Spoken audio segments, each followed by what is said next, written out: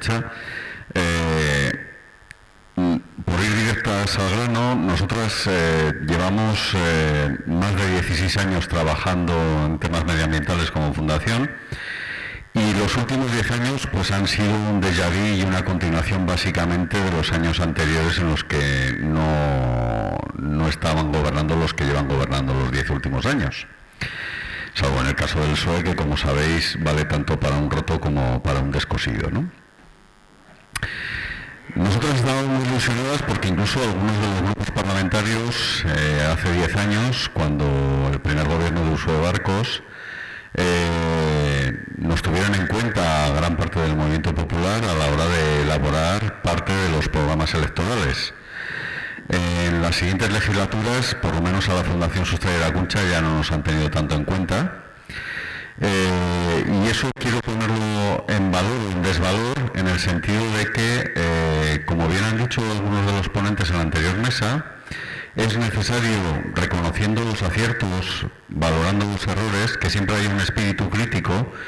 y que desde la movilización popular sobre todo, y desde los grupos que llevamos trabajando años en el tema medio ambiente, estemos como en el lema que se defiende por parte de los pensionistas, ¿no? Gobierne quien gobierne, las pensiones se defienden. En este caso, gobierne quien gobierne, el medio ambiente se defiende.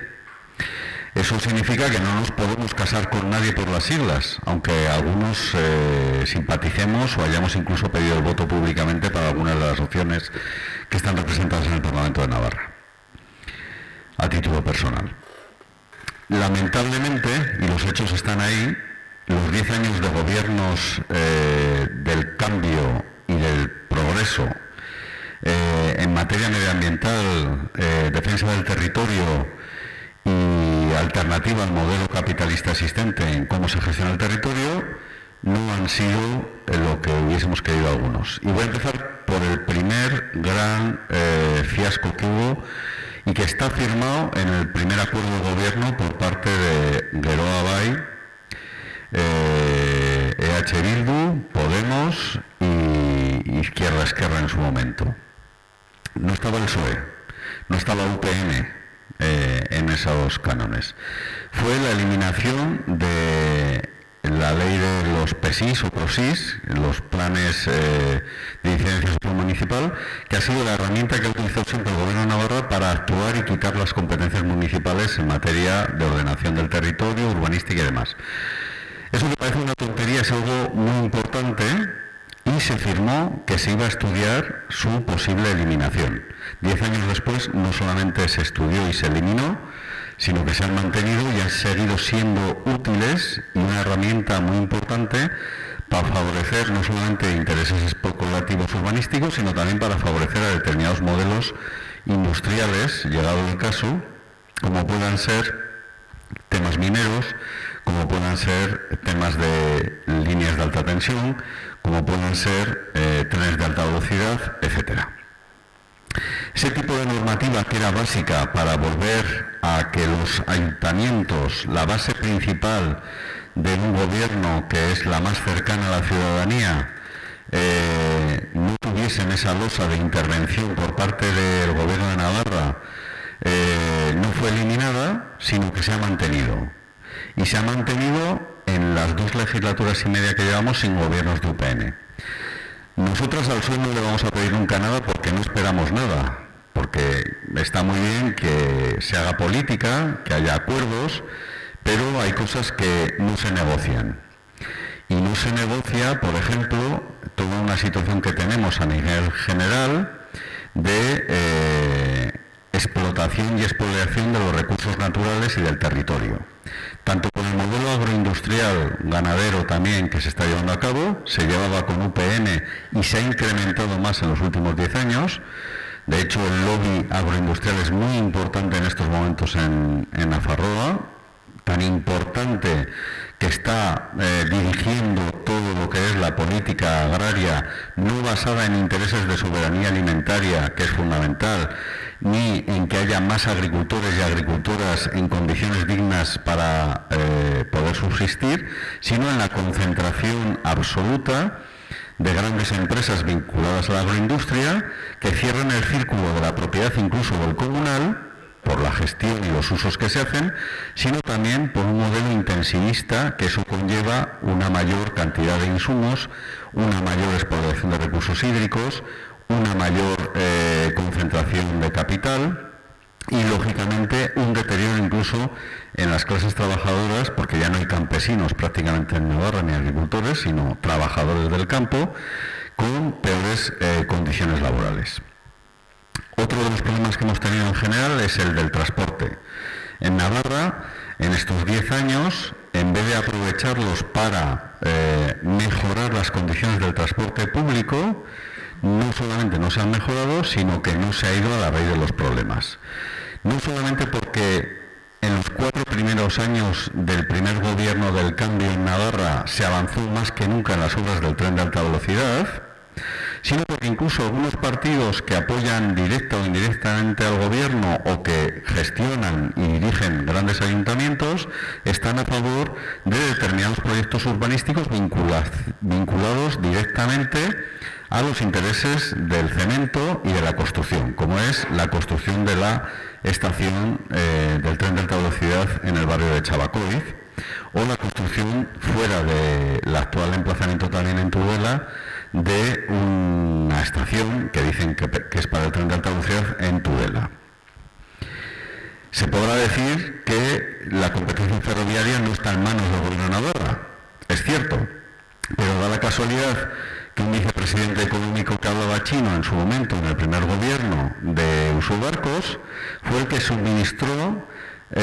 los planos para la adjudicación de obras gobernando Rajoy en el Estado español para continuar con las obras del TAF.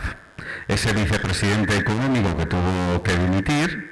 resulta que es del PNV y tenía una misión muy clara, y se vio una vez en los hechos, que era llevar adelante lo que no había podido hacer UPN en los años anteriores, que era acelerar el proceso de adjudicación de obras del tren de alta velocidad. Con lo que se garantizaba dos cosas. Primero, que los intereses que estaban defendiendo la gran burguesía de la Comunidad Autónoma Vasca, muy vinculada a la oligarquía que tenemos en Navarra, tiraban adelante con un proyecto que incluso el Partido Popular en Madrid estaba cuestionando de si de verdad tendría que tener sostenibilidad y profundización. A nosotros nos consta, porque algunos, pues como les pasa a otros que han comentado anteriormente, tenemos amigos hasta en las catacumbas, había informes y había posicionamientos políticos en el Estado, en Madrid, en los que cuestionaban seguir con las obras del tren de alta velocidad en Navarra, y desde luego ya habían descartado para entonces, ahora que está muy de actualidad, la unión en todo caso por Ezquio y Chaso, cruzando Aralar. Eso ya el PP lo tenía claro, y era la bronca que tenía con UPN hace algo más de 10 años. UPN quería seguir con esa ruta como el PNV, y el PP no lo veía por dos razones principales. Una, económica, la fundamental, se disparaba el presupuesto, y segunda, porque teníamos todo el caso de Pajares y en otras zonas como en la Sierra de Málaga, que cuando se perforan determinadas zonas graníticas, pues hay serios problemas de inundación y de prolongación de obras. Un tercer tema importante que vemos que no ha cambiado el gobierno de Navarra, o los gobiernos de Navarra, últimamente, en la anterior legislatura, se puso en marcha la ley de cambio climático. La ley de cambio climático llegó tarde, llegó impuesta, entre otras cosas, por, digamos, la doctrina europea, la estatal, que luego hay que transmutar en comunidades autónomas, y básicamente es la misma ley, si cogemos todas las comunidades autónomas donde se ha ido haciendo, similar. En el caso Navarro, encima con la apariencia de participación que se limitó a pocas semanas y casi en periodo estival. Esa ley de cambio climático luego tenía que realizar una serie de procedimientos que han tardado 2 y 3 años en algunos casos de llevarse a cabo, y que no solucionan realmente el problema principal para meterle mano a la situación. Un cuarto tema es el energético. Ha habido una especulación, un boom de energías renovables vinculadas a la producción masiva, bien por temas de financiación y de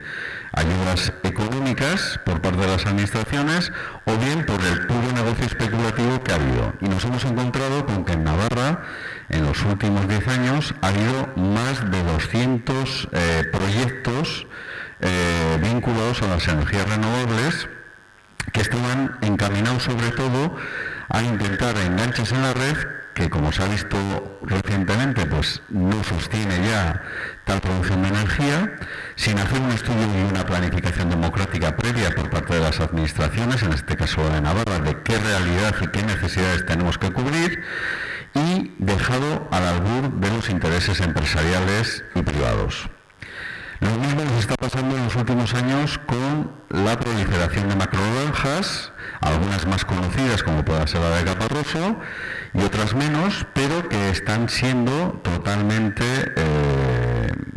fomentadas, no tanto por una planificación, un estudio, un desarrollo de las necesidades básicas que tenemos para alcanzar cuotas de soberanía alimentaria en Navarra e incluso en los territorios más cercanos, sino por el mero hecho del productivismo y del intensivismo, en este caso de producción de carne principalmente. Y un último tema, ya con esto acabo, más que por los tiempos que vamos, es todo lo referido a la transparencia. Los gobiernos en Navarra no se han caracterizado casi nunca por la transparencia en materia medioambiental. En la mayoría de los casos se han encargado sobre todo de intentar sortear las oposiciones populares, primero no dando información, segundo, cuando se ha dado la información o se ha puesto en marcha los procesos para hacer alegaciones o recomendaciones, han sido casi siempre en épocas estivales. Y tercero, se ha seguido criminalizando o intentando apartar a las organizaciones, plataformas, asociaciones, etcétera, que nos hemos opuesto a determinados proyectos. Y os voy a poner un caso propio nuestro. En el primer gobierno de Navarra se pensaba hacer en la zona de Baztán una zona que se quería hacer una gravera importante en la zona de Urrazuri y hubo personas, vecinos y vecinas que se movilizaron. Se pusieron en contacto con la Fundación Sustral de la Concha y les echamos una mano. Conseguimos parar aquello con los informes que la Sociedad de Aranzadi también elaboró, pero antes de eso tuvimos que sufrir el intento por parte del Gobierno de Navarra, del Gobierno de Navarra del Cambio, de sacarnos a la Fundación Sustral del conflicto, porque decía que no teníamos opción o no éramos parte interesada en el tema, cuando resulta que nuestro fundamento sobre todo es defender el territorio y el medio ambiente en toda la comunidad foral.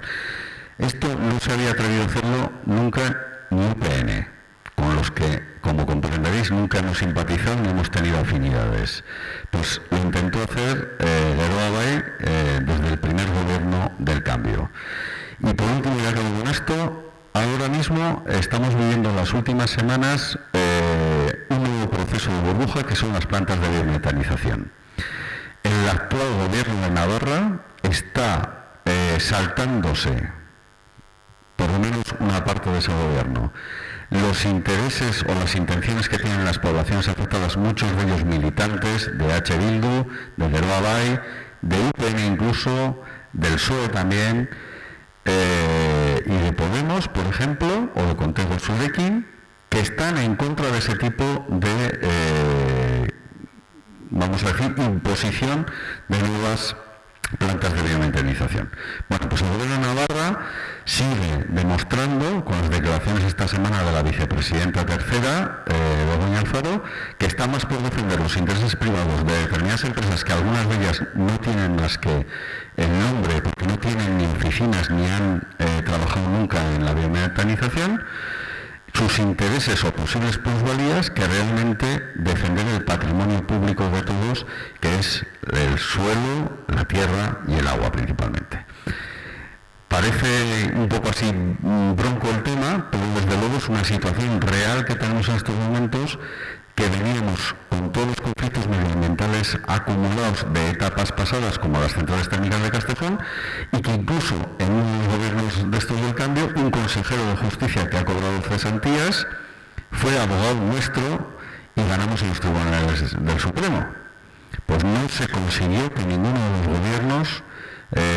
pusiera en marcha e implementara realmente las sentencias del Supremo que declaraban ilegales una de las centrales térmicas de Castejón. Ese es el ejemplo también básico de que incluso con gente, entre comillas, nuestra dentro del gobierno, no hemos conseguido transformar la situación de degeneración medioambiental que llevamos viviendo desde hace años. Pablo, has mencionado muchos temas. Queremos que nos expliques también, a ser posible en 2 minutos, que esto daría para mucho, la pelea de la macrogranja de Caparroso, que sobre todo porque recientemente, bueno, pues ha sido de más actualidad y bueno, que nos expliques un poco en qué consiste la pelea, ¿no? Ahí. La pelea básicamente es, primero, que no hace falta ese tipo de instalaciones para generar riqueza en el territorio. Segundo, es un proyecto totalmente devastador para el sector primario. Se carga todo el modelo de la ganadería familiar, pequeña y extensiva. Y tercero, obedece a intereses puramente económicos, siendo generador de una gran actividad contaminante, no solamente cerca de su territorio, sino a nivel general. ¿Pero qué nos encontramos? Nos encontramos con unos gobiernos que no han sido capaces de enfrentar la situación desde el primer momento, por esa falta de planificación que decíamos antes. Segundo, tenemos una situación en la que muchas veces los gobiernos o algunos de sus funcionarios que vienen desde las épocas pasadas y pretéritas del siglo pasado, incluso en algunos casos, han facilitado el que este tipo de empresas puedan estar a sus anchas. Y tercero, tenemos un serio problema de que hay un modelo de producción, que lógicamente estamos en el sistema capitalista y es lo que va a favorecer, que es que, por ejemplo, se valore el precio más reducido posible, en este caso de los lácteos. ¿Quién es uno de los mayores consumidores de la leche de la macrogranja de Caparroso, que ha incumplido más veces la normativa, no solamente en vertido, sino en explotación animal? Pues el gran grupo Eroski. A Eroski se le ha dicho por activa y por pasiva que deje de utilizar leche de Navarra, cuando la mayoría del consumo que está realizando, en ese tetrabric que pone Eroski leche de Navarra, pues la mayoría, cada vez que compréis ese tetrabric, estáis comprando leche de la macrogranja de Caparroso, con la que tenemos un conflicto medioambiental por vertidos que ya vemos a ver lo que sale en el juicio, pero que desde luego está demostrado que lo siguen haciendo. Hace 2 semanas, con los compañeros de AOCHA, se estuvo haciendo unas grabaciones por allá para un documental y habían vuelto a verter, y se ha puesto conocimiento de medio ambiente, en una de las fincas había digestato en exceso, que eso quiere decir que habían echado las puertas. Y uno de los problemas que tenemos es que el gobierno de Navarra no vigila lo suficientemente bien el tema, o cuando está bien vigilado por parte de guarderías sobre todo y tal, desde la dirección política no se hace caso a esos expedientes.